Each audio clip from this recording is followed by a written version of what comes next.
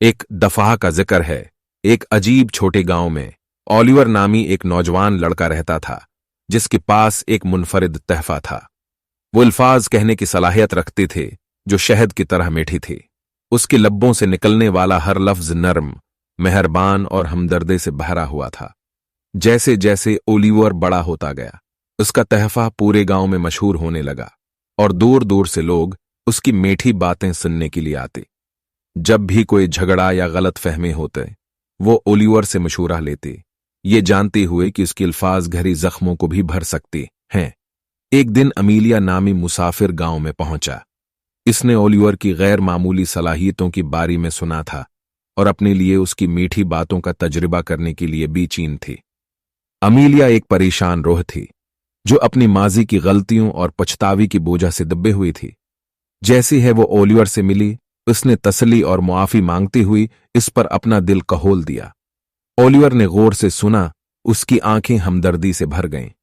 ہر ایک احتیاط سے منتخب کردہ لفظ کے ساتھ اس نے امیلیا کو یقین دلایا کہ وہ محبت اور معافی کے لائق ہے، کہ اس کی ماضی نے اس کی تعریف نہیں کی، اور یہ کہ حال ایک روشن مستقبل کا وعدہ رکھتا ہے۔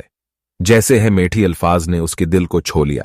امیلیا نے ایک سکون کا احساس محسوس کیا جس کا اس نے پہلے کبھی تجربہ نہیں کیا تھا۔ اولیور نے اسے جو سکون دیا اس کے لیے شکر گزار امیلیا نے گاؤں میں رہنے اور اس سے سیکھنے کا فیصلہ کیا۔ وہ اس کی اتنی میٹھی باتیں کہنے کی صلاحیت کے پیچھے چھپی راز کو سمجھنا چاہتی تھی۔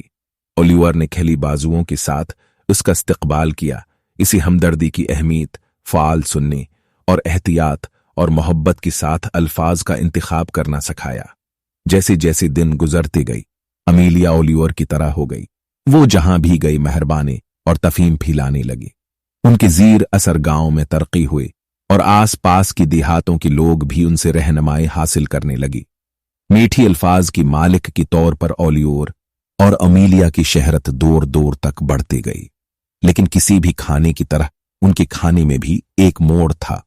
وکٹر نامی ایک غیرت مند اور تلخ شخص جو اولیور اور امیلیا کو ملنے والی عبادت کی خواہش رکھتا تھا، نے ان کی ساکھ کو داغدار کرنے کا منصوبہ بنایا۔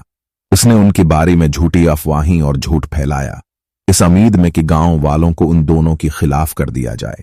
پہلے تو گاؤں والے گپ شپ پر یقین کرنے میں ہچکچاتی تھی، لیکن شکوک و شبہات جنم لینے لگی۔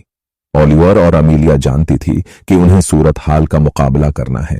ہمت اور اپنی میٹھی الفاظ کی طاقت پر اٹل یقین کے ساتھ انہوں نے افواہوں کو سر توڑ جواب دیا۔ گاؤں والوں سے ایمانداری اور شفافیت سے بات کی۔ ان کا خلوص چمک رہا تھا اور گاؤں والی ان کی باتوں میں صداقت کو محسوس کر سکتی تھی۔ دھیرے